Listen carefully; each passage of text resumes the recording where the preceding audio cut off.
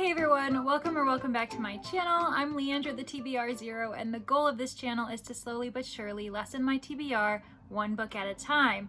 Now, today I am going to be focusing on my October TBR. These are all mostly hopefuls. I have no idea if I'm actually going to read them all, but my goal is to talk about them in 10 minutes or less. So let's just get into it. The first book that I'm hoping to read is Dead Silence by S.A. Barnes. I'm hoping to save this a bit closer to Halloween because I think it's going to be super spooky, but this is a sci-fi horror book.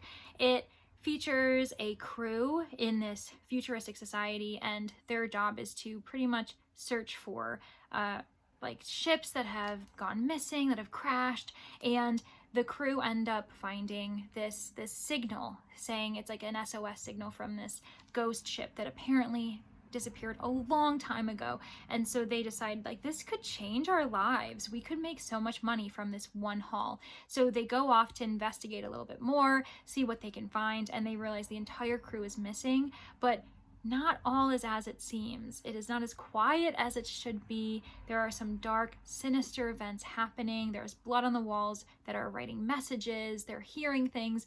And I've heard this described as a like Titanic in space, pretty much, and I'm just so ready for it. It looks terrifying. I can't wait. Another book that I'm hoping to get into the spooky season with is In Every Generation.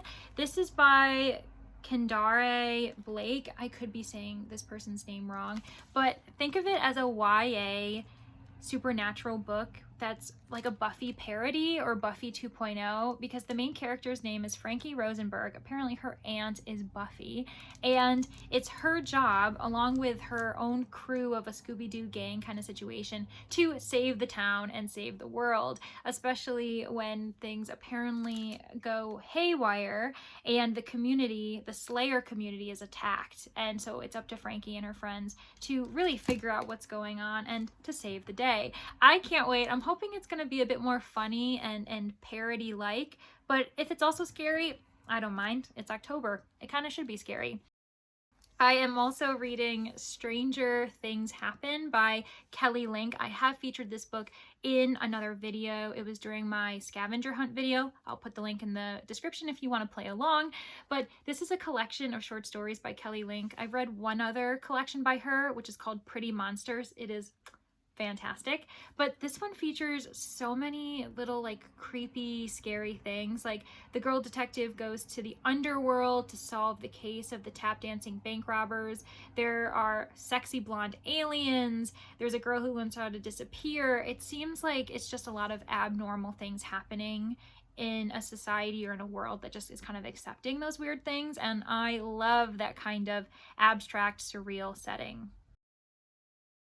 I also am considering reading Home Before Dark by Riley Sager. I have never read anything by this author.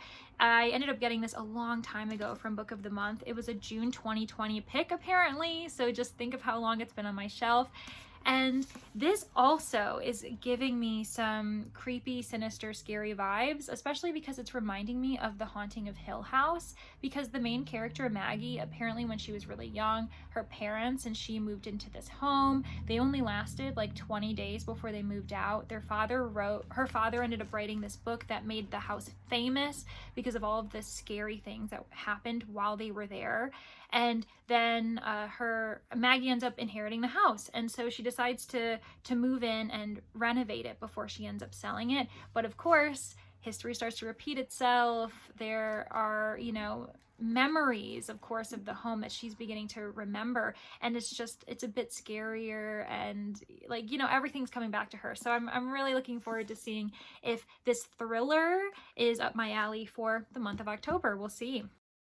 Another library book that I have is Death and the Conjuror by Tom Mead. So Tom Mead is actually an expert on John Dixon Carr. John Dixon Carr was a Golden Age detective fiction writer who was American, but mainly living in England when he was writing because he married a British woman. Anyway, so apparently this is an ode to 1930s London. We've got a locked room mystery, and the sleuth, who is obviously helping with the police figuring out the crime, is let's see here, it's a magician turned part-time sleuth, Joseph Spector. And the back is just so amazing. It says, Spector smiled. It was a cadaverous smile. He seemed to belong to a bygone era. His suit, which was black velvet, bore the faded glamour of the prosperous 1890s, and his face was creased like balled-up notepaper. But he had a pair of deep-set eyes of the palest blue she had ever seen. Though his gait and dress sense were those of a very old man, his voice was gentle and somehow innocent. He looked to Lucy like somebody who could get away with almost any crime. Oh my gosh, so amazing. I'm assuming Lucy is going to be the main person whose perspective we get in that book. But it's just going to be really fascinating. Locked room mysteries, fair play mysteries as well, which is fantastic to see in a modern mystery. Doesn't always happen. I also want to read Baking Bad. This is by Kim M. Watt. I believe this is independently published, maybe published by her. And I love to support authors who are just putting themselves out in the world. But it says, a tranquil village, a poisoned cupcake, a murdered vicar. And there's a suggestion that there are dragons. It says a cozy mystery with dragons right up here. And apparently Alice, who is the director, or at least the president of the Women's Institute involved in this baking scandal, she has far more secrets involving dragons than just this murder that's happening. So I feel like she's going to have to help solve the murder while also keeping her secrets in check and protecting the dragons that apparently are somewhere in this world. Really fascinating. A classic that I want to read is Agatha Christie's Hallowe'en Party. It focuses on a 13-year-old girl who at a party says that she has witnessed a murder. And of course, nobody believes her. She's a child that has told lies before, I believe. But then she all of a sudden becomes much more believable when she is found drowned in the bobbing for apples bin, whatever that's called. And then Hercule Poirot is brought onto the scene to try to figure out if this is not only a homicide, but a double homicide. Because again, the girl said that she saw a murder before. So is that why she was killed? What's going on? I also want to read this a bit closer to Halloween just because of the title and all of the themes that are going to be going on in that. Two other books that I already featured in a birthday unboxing video, the link will be below, are The Witch Who Couldn't Spell and A Secret Muse. So these two books I'm not going to talk about because I already talked about them in the unboxing video, but also very excited. Ooh, sorry. They are going to be, I'm assuming, murder mysteries with witch themes, which is exactly what I like. I am now moving into a few middle grade spooky books that I'm excited to read. So we've got Field Guide to the Supernatural Universe by Alison Noel. I have read a book by that author before, but I believe it was a YA one. I could be completely wrong. But this follows Max, and he's always been able to see ghosts and supernatural entities, but he just wants to be normal. But this is, of course, not going to happen, especially when he ends up visiting his grandfather for the summer, and his grandfather ends up having his soul taken. So he has to save his grandfather's soul and make friends along the way who can help him do that. I'm really excited to do it. I love the graphics on the cover of just like the ghosts and everything, but I'm assuming it's going to be a really fun read.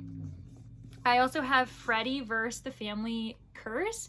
So apparently Freddie, he doesn't just have days of bad luck. He has generations of bad luck in his family. And when he finds this amulet that's 100 years old that apparently was once in the Philippines, he thinks his luck has changed because the amulet is meant to give him good luck.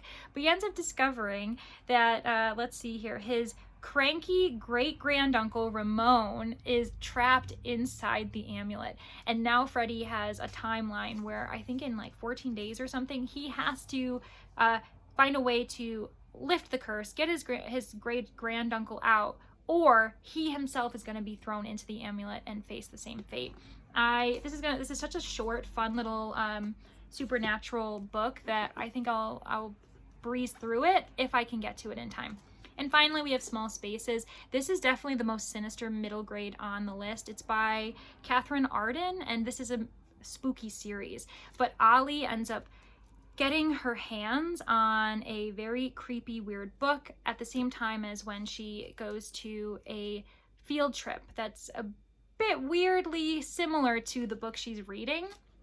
And the what's it called, the bus, oh my gosh, I can see the clock going down. So the bus ends up breaking down and night is coming upon these children, and Ollie knows that it's affiliated with the book that she has in her possession. And I just can't imagine that it's not going to be creepy, because look at this cover. Oh, it's going to be so good. Okay, that's 10 minutes. I am really looking forward to all of these books. I think they're all great choices, so I'm not going to be disappointed with any of them, whichever ones I end up choosing. Have you read any of them? Which ones do you think I should read, and which ones do you think I should hold off maybe for another time? Thank you everyone for watching. Give the video a like, consider subscribing, and I hope you have a great day. Bye!